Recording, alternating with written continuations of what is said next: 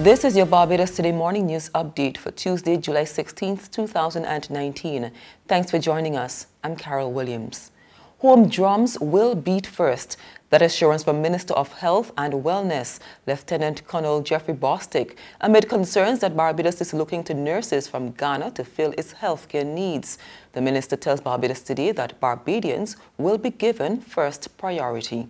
We are, at the moment, commencing a process trying to locate all nurses in Barbados who may not be working at this point in time. Those who would have graduated from community college but would not have passed the regional exam, and that is to ensure that we facilitate the process for our own people before going elsewhere. But at the same time, we are looking, we've been advised that there are one or two islands, sister islands, especially in the Eastern Caribbean, that may have an excess nurses, and if we can get some from there, we will go there. But we also have a team that is already assembled and ready to go to Ghana as long as we get the word from the Cabinet and the Prime Minister for us to deploy. That team is ready to go. The team comprises persons from Queen Elizabeth Hospital as well as the Ministry of Health and Wellness and the Barbados Nursing Council. Minister Bostic explains what the Barbadian team will be looking for from the Ghanaian nurses. The focus will be to recruit nurses for all levels of our healthcare system, primary, tertiary, hospitals, everything. So we're looking for specialist nurses as well, for example, nurses who specialize in gerontology, so that they can be made available to the district hospitals. Nurses who specialize in psychiatric nursing for the psychiatric hospital. And this is because there are shortages in all areas. So that is why the team has been selected in the way in which it has been selected, comprising both Ministry and Queen Elizabeth Hospital, because we're looking to recruit so that all aspects of the healthcare service can be, you can benefit. Screen alternatives to single-use plastics before they're introduced. That advice from the UK government's special representative for the Commonwealth Clean Oceans Alliance, Stephen Harris. He was questioned on the matter yesterday after Minister of Small Business, Entrepreneurship and Commerce, Dwight Sutherland, said they were moving to block the importation of replacement biodegradable products that are tested positive for high levels of fluorine. The UK official is encouraging government to demand more comprehensive information about the alternative products being brought in. I think it would be a small tragedy if people did the right thing and found out that the consequences of that were going to be damaging in other ways. I think people would feel very let down, if not betrayed, if that happened. So that goes to that point about product information. Because this is an issue that has received really a sort of a meteor storm of attention over the last couple of years.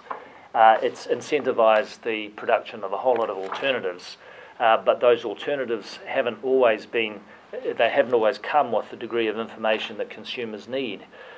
For example, what is biodegradable? What is compostable? My version of compostable is I can throw it in my compost bin and feed the worms, right? But actually a lot of compostable material has to be degraded over a long period using industrial, constant temperature facilities. That creates confusion in people's minds. While Barbados' medical marijuana industry remains a work in progress, it appears that some residents are turning their attention to St. Vincent and the Grenadines. That country's Minister of Agriculture, Sabato Caesar, says Barbadians are among those showing substantial interest in their just-launched industry. He says the Caribbean is on the same team as it relates to maximizing the plant's earning potential. We have seen a trend where the persons from the OECS and in CARICOM, inclusive of Barbados, persons coming to show a significant and a very keen interest. And what will happen is this. Persons will come to St. Vincent and the Grenadines, they will participate in the industry, and when it opens at home, of course they have all the factors of production at home. They will use the knowledge that they would have garnered in St. Vincent and the Grenadines and do their investments at home. So I don't see the fact that persons may choose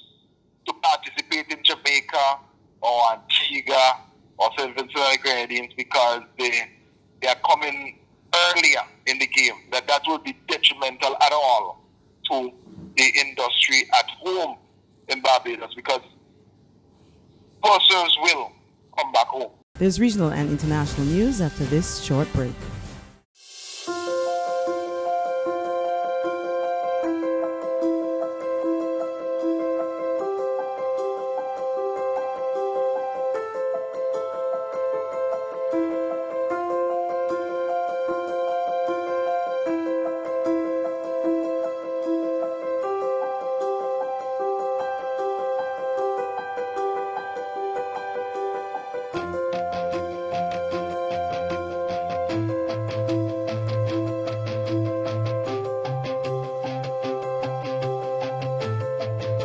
Barbados Today, news you can trust.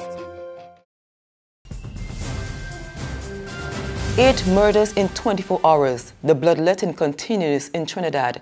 Those killed include an award-winning actor and director and a 16-year-old boy. The situation has led Commissioner of Police Gary Griffith to call out all off-duty police officers.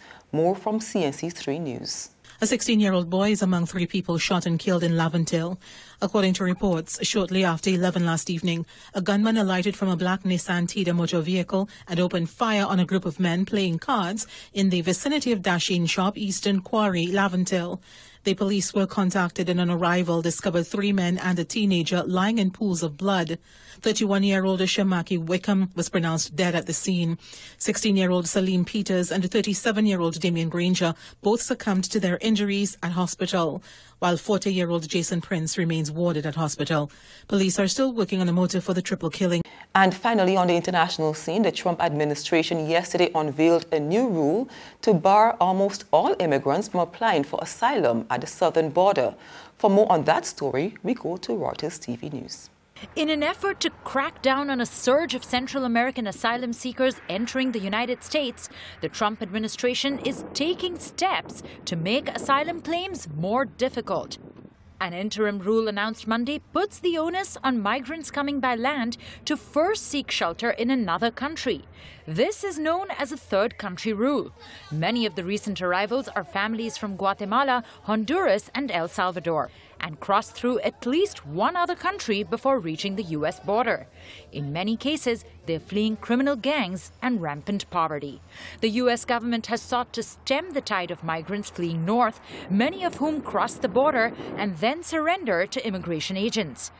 In a statement announcing the new proposal, the Departments of Justice and Homeland Security said the rule would relieve a backlog of asylum claims, many of which the government said were ultimately found to be without merit. U.S. immigration authorities have been overwhelmed by the wave of migrants.